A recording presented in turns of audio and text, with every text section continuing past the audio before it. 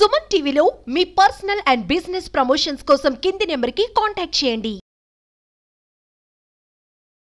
నమస్తే, welcome to Suman TV. Pileru అటవీ శాఖ పరిధిలో గత కొద్ది రోజులుగా స్తబ్దతగా ఉన్న ఎర్రచందనం స్మగ్లర్లు ఆదివారం మరోసారి రెచ్చిపోయారు. పీలేరు డిఎఫ్ఓ సుబ్బారెడ్డి గారికి తమ అటవీ శాఖ రేంజ్ పరిధిలో ఎర్రచందనం స్మగ్లింగ్ అక్రమ రవాణా అవుతోందని సమాచారం రావడంతో ఆయన తన సిబ్బందితో ఆదివారం రాత్రి నుండి గస్తీ నిర్వహిస్తుండగా ఓ వాహనంలో ఎర్రచందనం అక్రమంగా తరలిస్తుండగా ఆ వాహనాన్ని గుర్తించి వెంబడించి ఎర్రచందనం స్వాధీనం చేసుకున్నారు. సుమారు 20 లక్షల రూపాయల విలువైన ఎర్రచందనం స్వాధీనం చేసుకున్నారు. దీనికి సంబంధించిన మరిన్ని వివరాలు డిఎఫ్ఓ గారిని అడిగి తెలుసుకుందాం.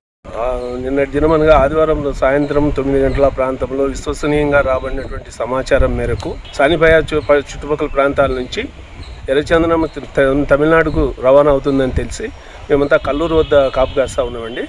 కల్లూరు వద్ద కాపు కాస్తా అంటే ఈరోజు అంటే సోమవారం పొద్దున్నే 4:30 ప్రాంతంలో ఒక తెల్ల వెహికల్ మాకు రావడం స్పీడ్గా వస్తాయంటే మేము గమనించి ఆపేదానికి ప్రయత్నం చేసినాం.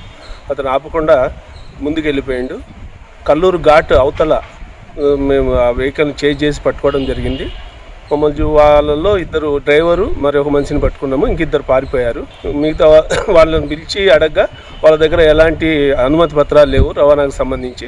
కాబట్టి ఇది దొంగ సరుకుగా భావించి మేము దొంగలను ముద్దాయిలను కారును స్వాధీనం చేసుకున్నాము. మిగతా ప్రొసీజర్ ఇన్వెస్టిగేషన్లో ఉంది.